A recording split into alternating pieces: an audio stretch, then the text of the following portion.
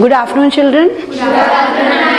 जैसा कि हमने पिछली बार पढ़ा था कि हर जीव का शरीर छोटी छोटी कोशिकाओं से बना होता है, जो कि हमने सूक्ष्मदर्शी में देखकर जाना था कि वो कैसी होती है कोशिका। आज हम उसी कोशिका के बारे में जानेंगे कि कोशिका तो समझ लिया, लेकिन उसके अंदर क्या होता है, मतलब कोशिका किस किस पदार्थ से बनी होती है, उसकी संरचना कैसी होती है, दिखने में कैसी है, वो काम कैसे करती है और उसके अंदर क्या क्या भरा होता है। जैसा कि अगर हम सिंपल एक कोशिका का चित्र बनाएं तो इस तरह का होता है। जैसे अगर ईंट के आकार का है तो इस तरह का एक कोशिका का चित्र होता है, ठीक है। अब इसमें सबसे इम्पॉर्टेंट जो चीज़ होती है कोशिका की, वो होता है उसका आवरण, बाउंड्री उसकी होता है ना। हम लोग कोई भी डायग्राम बनाते तो पहले आवरण उसका बनाते हैं ना, तो ये इसकी प्लाज्मा झिल्ली कहते हैं इसको।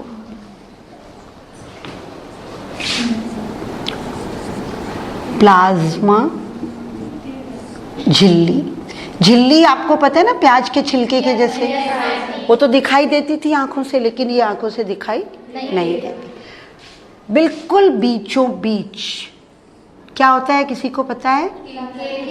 केंद्रक। Very good. ये इस तरह की धागे की जैसे इसके अंदर रचनाएं होती हैं और इसका नाम है केंद्रक। और इस केंद्रक और प्लाज्मा झिल्ली, इसकी जो ये शेप है, ये जो खांचा, इसके अंदर कुछ एक द्रव्य भरा होता है। इसका क्या नाम है बताइए, आता है किसी को? कोशिका द्रव्य। कोशिका 8वीं क्लास में आपको शायद पढ़ाया गया। कोशिका द्रव्य।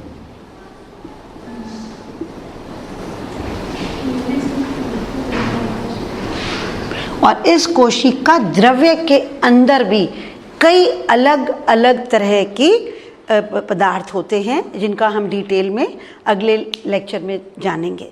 आज का जो हमारा मेन टॉपिक है, जिसको हमें समझना है, वो है प्लाज्मा झिल्ली।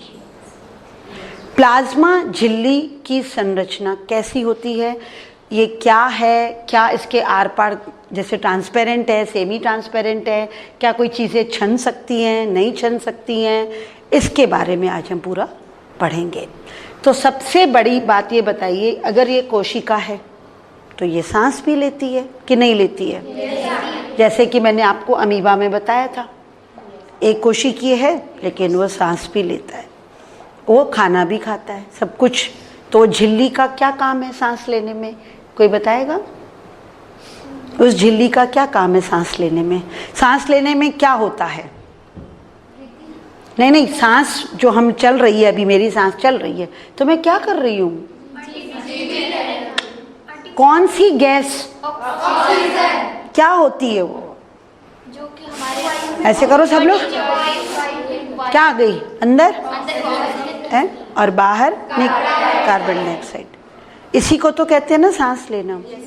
तो अगर इस कोशिका को भी गैसों का आदान प्रदान करना है, आपको मालूम है ना कि जंतु कोशिका अलग करती है और पादप कोशिकाएं अलग करती हैं।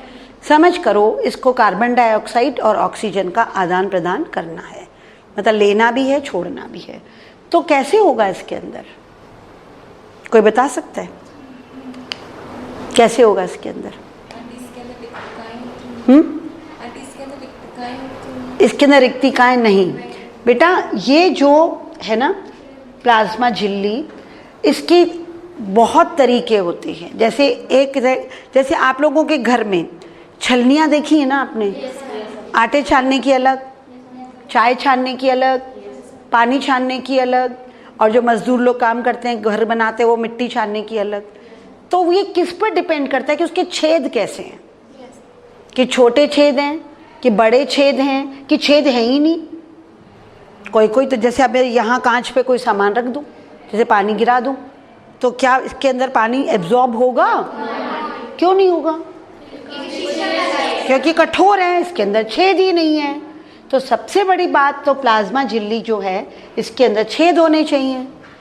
अगर छेद होने चाहिए तो फिर ये सारा कोशिका द्रव्य बाहर क्यों नहीं आ जाता, अंदर क्यों है फिर वो, अगर छेद है तो इस प्लाज्मा झिल्ली की कई विशेषताएं होती हैं और जो जिस विधि से गैसों का, पानी का आदान प्रदान होता है, अंदर से बाहर, बाहर से अंदर जाते हैं, उस विधि को हम कहते हैं परिसरण।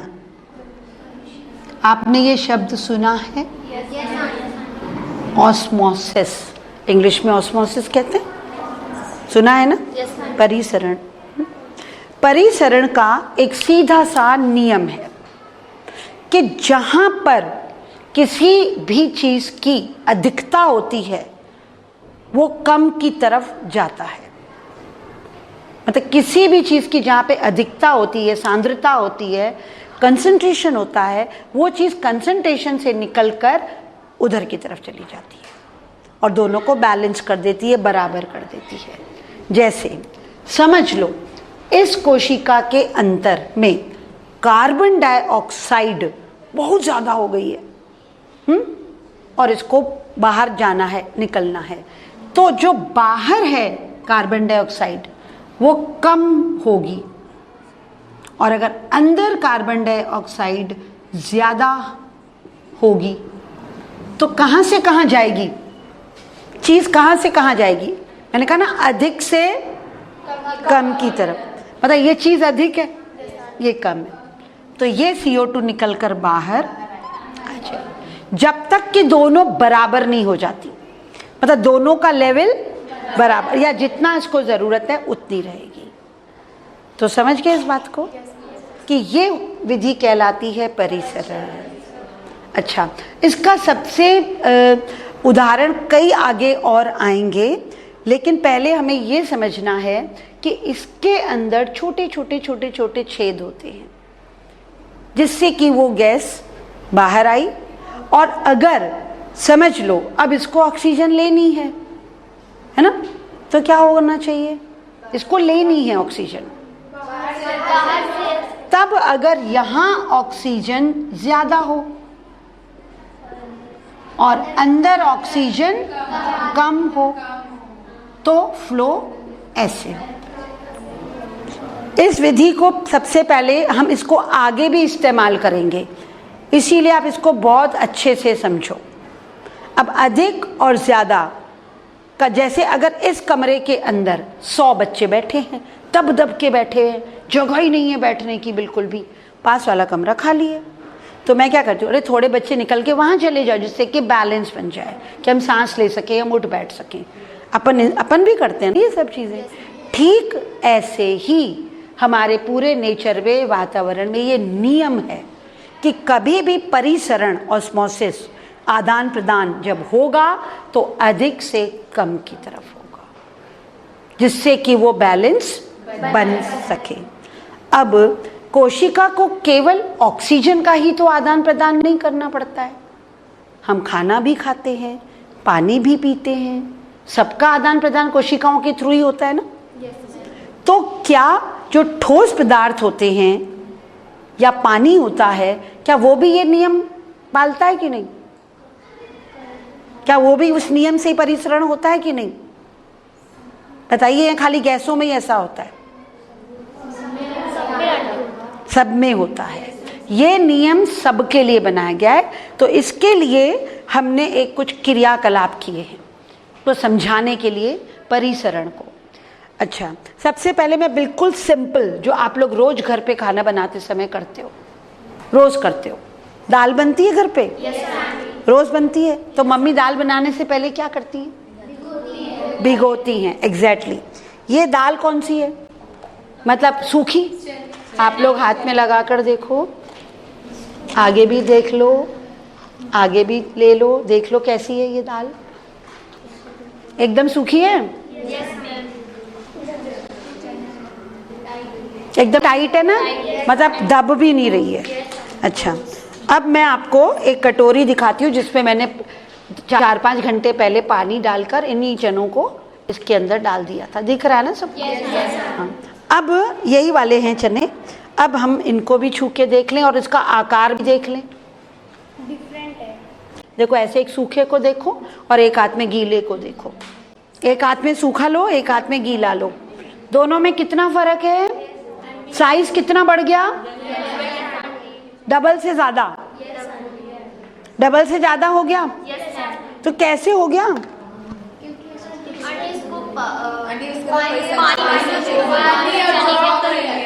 नहीं, आप मुझे साइंटिफिक आंसर देंगे जो आज मैंने सिखाया। परिसरण, लेकिन कहां से कहां हुआ? तो ज्यादा कहां था? अंदर पानी था क्या? बीज के अंदर पानी था? मतलब अंदर पानी कम था, कटोरी में पानी ज्यादा था, इसीलिए वो पानी इसके अंदर चला गया। मेरी बात को समझे? यही तरीका बिल्कुल आप लोग पेड़ पौधों की जड़ें देखते हैं। गमलों में रोज पानी कौन डालता है? हम लोग डालते हैं ना। हम लोग घर में गमले उगाते हैं, पेड़ उगाते हैं, पानी डालते हैं ना। अगर गमला पहले से ही गीला होती है मिट्टी, तो क्या डालते हैं? माली क्या कहता है? ज्यादा पानी में वो क्यों भाई, क्यों सड़ेगा पानी में? सब सूखी, जब ऊपर की परत उसकी सूखी, परिसरण देखिए ये जड़ है, ठीक है ना, ऐसे ही होती है, ऐसे फैली होती है ना, और एकदम पतली पतली है। देखो अभी ये समझ लो कि ये मिट्टी सूखी है, इधर ये वाली जो मिट्टी है ना नीचे एकदम ये ड्राई है, ठीक है। तो ये भी ड्राई हुई, नीचे भी सूखा ही हुआ ना, है ना। ये इसकी जो ये भी जड़ को कभी उखाड़ के देखोगे तो गीली और सूखी पता चलता है। मूली का देख लो, सबका ऐसे पता चलता है। अब मैंने इसमें पानी डाला, ठीक है, मैंने इसको वाटर डाला, वाटर धीरे धीरे नीचे गया। यहाँ ड्राई था, ये हम लोग इससे दो कर लेते, यहाँ ड्राई है, यहाँ पानी है, अब पानी नीचे गया, तो ये धीरे धीरे सिलके नीचे गया। अब ये जड़ के अंदर पानी है कि नहीं है? सूखी है, ये वाला सूखा था ना। अब ये पानी गया, तो पानी ज्यादा कहाँ हुआ? बाहर, जड़ के अंदर कम, तो पानी इसके अंदर चला जाएगा। तभी तो गमला फिर से हरी पत्तियां जो मुरझा रही होती हैं एकदम खिल जाती हैं। जो पेड़ मुरझा रहा होता है पानी डालते ही वो खिल जाता है, पत्तियां सीधी हो जाती हैं। लेकिन पत्तियों ने तो केवल पानी को ऊपर तक ये लेकिन लिया किसने पानी? पत्ती ने नहीं सोखा है, जड़ ने परिसरण विधि से, परिसरण विधि से पानी लिया। अगर ये परिसरण की विधि ना हो तो जड़ पानी नहीं लेगी। अगर वो पहले ही गीली है, अगर वो पहले से ही गीली है मिट्टी, तो आप कितना भी पानी डालो वो जड़ नहीं सोखेगी, क्योंकि यहाँ पर जो पानी है और यहाँ पर बाहर और अंदर, मतलब जड़ के बाहर और अंदर अगर सेम लेवल है तो कभी भी जड़ पानी को नहीं सोखेगी। अब जैसे ये बताइए, ये चना फूल चुका, जितना फूलना था इसके अंदर, मैं इसको 2 दिन तक भिगो के रखूं तो भी वो उतना ही फूलेगा। मैं 2 दिन भिगो के रख देती हूँ, छोड़ देती हूँ, तब भी वो उतना, जितनी उसका अंदर का वो लेवल बराबर नहीं हो जाएगी। ये मतलब थोड़े कि मैंने इसको आधा घंटा भिगोया तो 2 घंटा, जितना पानी सोखना है वो उतना ही सोखेगा जब तक कि उसका बैलेंस नहीं हो जाता है। अच्छा, अब जैसे कि हम लोगों ने आपको पानी का बताया, ठीक है। अब अगर हम किसी कोशिका को, आप 2 तरह के विलयन समझते हैं, तनु और सांद्र, समझते हैं? तनु होता है कि जैसे मैंने नमक लिया 1 चुटकी और 1 गिलास पानी में डाला तो पतला घोल बना, और अगर मैंने 3-4 चम्मच नमक डाल दिया तो वो सांद्र बना। अब ये क्वेश्चन है कि यदि कोशिका को तनु विलयन वाले माध्यम या जल या शक्कर या नमक की मात्रा कम और जल की मात्रा ज्यादा में रखा जाए तो जल परासरण विधि द्वारा कोशिका के अंदर चला जाएगा, जाएगा ना कि नहीं जाएगा? अगर कम नमक वाला है तो उसको कहा जाता है अल्प परासरण दाबी विलयन। क्या कहते हैं? अब हम आपको इसकी तीन तरह होते हैं। मैं यही बताने जा रही हूं कि तनु और सांद्र का बहुत बड़ा फर्क पड़ता है। अभी हमने किसकी बात की थी? नहीं, अल्प परासरण दाबी विलयन, ये परिसरण का ही हिस्सा है। जो मैं परिसरण पढ़ा रही हूँ इसी का हिस्सा है। अल्प क्या होता है?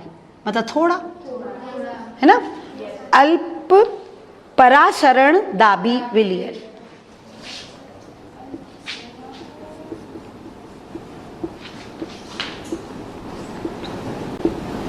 विलयन क्या होता है? नमक पानी का घोल। कोई भी घोल जो बनाया जाता है, चीनी और पानी का घोल, नमक और पानी का घोल, उसको विलयन कहते हैं। तो ये अल्प परासरण दाबी विलयन में मतलब कि आपको तनु नमक या चीनी का किया जाता है। ठीक है। अब अगर हम लोग, क्योंकि दोनों कोशिकाएं की जो था ना, ये तनु है तो ये कोशिका के अंदर पानी चला गया, जैसा कि मैंने इसमें भी बताया आपको कि वो पानी तो था ना जो बीज के अंदर चला गया। लेकिन इस प्रकार कोशिकाएं फूलने लगेंगी। लेकिन यदि हम इसको जल की सांद्रता, कोशिका में स्थित जल की सांद्रता के ठीक बराबर हो तो क्या कोई गति होगी?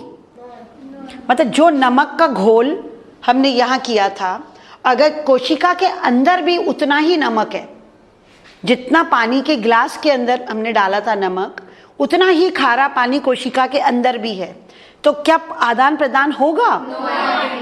जैसा कि मैंने जड़ में बताया था, कि जड़ का पानी और बाहर का पानी बैलेंस्ड है, तो कोई आदान प्रदान नहीं होगा। तो हम इसको कहेंगे समपरासारी विलयन। क्या कहेंगे?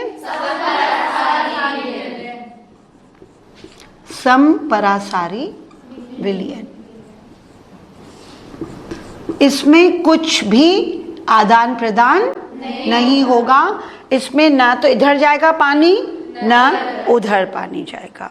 लेकिन अगर हम लोग तीसरी अवस्था कर लें कि इसको सांद्र बना दें, मतलब इसको खूब सारा नमक, गाढ़ा गाढ़ा घोल नमक का बना दें, और उसमें कोशिका डाल दें जो नॉर्मल है, तो क्या होगा बताइए? अच्छा, अगर अभी आपको नहीं समझ में आ रहा है तो मैं एक और एक्सपेरिमेंट बताती हूँ। आपने किशमिश सबने देखी है ना? ये वाली किशमिश का आकार देखिए क्या है, छू कर देखिए। मतलब इतनी बड़ी तो नहीं होती है जो हम लोग बाजार से खरीदते हैं, और सूखी भी होती है। देखा? सबने देखा? ध्यान से देखना, बहुत अच्छे से देखना इसको। और थोड़ा दबा के भी देखो, सॉफ्ट हो गई है, मुलायम हो गई है ना? क्योंकि मैंने इस किशमिश को पानी के अंदर भिगो के रखा था। सिंपल पानी, ओनली वाटर, मतलब नो नमक, नो सॉल्ट, मतलब नो चीनी, कुछ नहीं डाला था, केवल मैंने पानी के अंदर भिगोया था। तो किशमिश के अंदर चीनी होती है और पानी भी होता है। मीठी होती है ना? सबने खाई है ना? मीठी होती है, तो चीनी भी होती है, पानी भी होता है। तो फिर ये क्यों भूल गई? क्योंकि इसमें पानी अंदर पानी कम था, किशमिश में पानी कम था। तो वही कोशिका वाला हाल हुआ ना, जो पहला वाला कोशिका वाला ही तो हाल हुआ। वो फूल गई, उसको पानी ज्यादा चाहिए, उसको बराबर का बैलेंस बनाना था। लेकिन मैंने उसी किशमिश को, कुछ दानों को खूब सारे मीठे शरबत में डाल दिया, जैसे रूह अफ़ज़ा है, या मीठा घोल बना दिया चीनी का। आप लोग चाशनी जानते हो? गुलाब जामुन खाएं कभी? गुलाब जामुन किस में होता है? और कितनी गाढ़ी होती है? कितनी गाढ़ी चाशनी होती है। कुछ घंटों के लिए हम उसको खौलती हुई चाशनी में डाल दें। खौल रहा होता है ना गुलाब जामुन, मतलब उबल रहा होता है, उसमें डाल देते हैं, तो क्या होगा? No, absolutely wrong. सिकुड़ जाएगी, कड़क हो जाएगी, खाओगे ना दांत में चपकेगी, ऐसी हो जाएगी। अच्छा, इसमें और इसमें कोई फर्क नहीं दिख रहा क्या है? और ये दाने तो बिल्कुल ही सिकुड़ गए, दो और तो ये देखिए, ये नहीं, ये फूले नहीं है, सिकुड़ गए हैं। ये वाले फूले हैं और ये वाले सिकुड़ गए। तो इनके सिकुड़ने का कारण मुझे आप बताओगे कि एक ही चीज थी, एक जगह तो वो पानी पी गई और दूसरी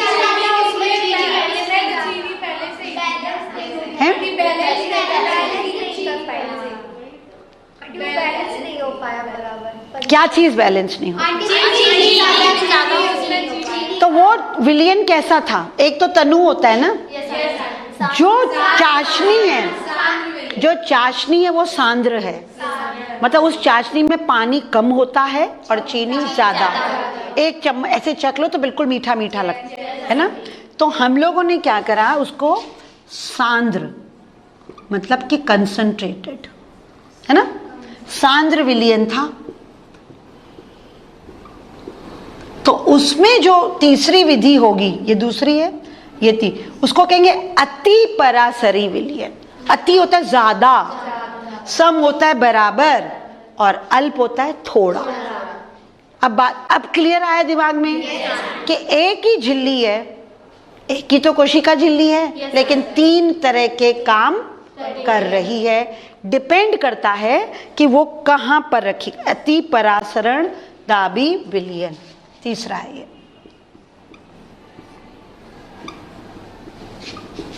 अति परासरण दाबी विलियन।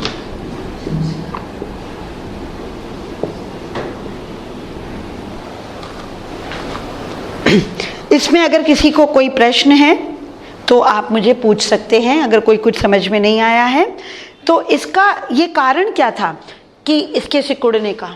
इसने तो जल पी लिया, नहीं तो पानी बाहर आया कि अंदर आया, या चीनी अंदर गई? क्या हुआ? चीनी तो अंदर नहीं गई, पानी बाहर आया, पानी बाहर आया, हाँ, सिकुड़ गई है ना। और जब भी आप लोग घर में कोई मीठी डिश बनाते हो, तो जैसे खीर बनाते हो, तो ये सारी चीजें लास्ट में ही तो डाली जाती हैं, है ना? पहले क्यों नहीं डालेंगे? सिकुड़ जाएगी, स्वाद नहीं आएगा। तो जब हम लोग खाना खाने वाले होते हैं तो तब हलवा गरम करते हैं और ऊपर से खूब सारी, चाहे किशमिश, चाहे ड्राई फ्रूट या कुछ भी, क्योंकि परासरण विधि के द्वारा सब गड़बड़ हो जाएगा, फिर टेस्ट नहीं आएगा। तो बहुत सारी क्रियाएं जो कोशिका झिल्ली के द्वारा संपन्न होती हैं, इसका हमको हम लोगों ने आप लोग अंडा खाते हैं? जो अंडे की जो बाहर की वो होती है कवच, वो हार्ड होती है, बहुत हार्ड होती है, जो आपकी चाकू से उसको तोड़ना पड़ता है ना, या चम्मच से, फिर आप उसको ऑमलेट या कुछ भी बनाते हैं। अगर मैं आज आपको एक होमवर्क दूं छोटा सा, कि अगर कोई अंडा खाता है तो उसको, पूरे अंडे को, आपके घर में ये तो अम्ल तो नहीं होगा, होता है किसी के घर, तो ये हम लोग इसको उसमें करेंगे, लैब में करेंगे, कि हम उसको एसिड में अगर डाल दें, एसिड मतलब तेजाब, अगर सांद्र में डालें तो क्या होगा, तनु में डालें तो क्या होगा, और अंडा भी क्या पानी एब्जॉर्ब करता है कि नहीं करता है? उबालते हो अंडे को भी, तो जो अंडे का छिलका है जो बाहर, वो भी परमिएबल स्किन होती है, मतलब वो भी परासरण विधि करती है, परिसरण विधि से उसमें भी काम होते हैं। तो इसमें कई क्रियाकलाप लिखे गए हैं, लेकिन हम आपको जो कुछ बताएंगे ये वो वाले होंगे जो आप घर पर कर पाएंगे, क्योंकि अम्ल जो है वो खतरनाक होता है, खट्टे की बात नहीं है। जो सांद्र अम्ल होते हैं, अगर वो हमारी उंगली पे लग जाए तो उंगली जल जाती है, तो इसीलिए हम इसको नहीं करेंगे। अगर हम क्लासरूम के अंदर कुछ करते हैं तो वो तनु नमक का या फिर शक्कर के घोल से हम लोग इसको करते हैं। ठीक है, आज का पाठ हमारा यहीं तक है। मैं बस इसको आपको ये बताना चाहूँगी कि जैसे मैंने अभी थोड़ी देर पहले आपको एक जंतु कोशिका का डायग्राम बताया था, है ना, जिसमें कोशिका झिल्ली होती है, प्लाज्मा होता है और केंद्रक होता है ना। लेकिन क्या जंतु कोशिका में और पादप कोशिका में फर्क होता है? होता है। क्या किसी को ये पता है कि उसकी झिल्ली को क्या कहा जाता है?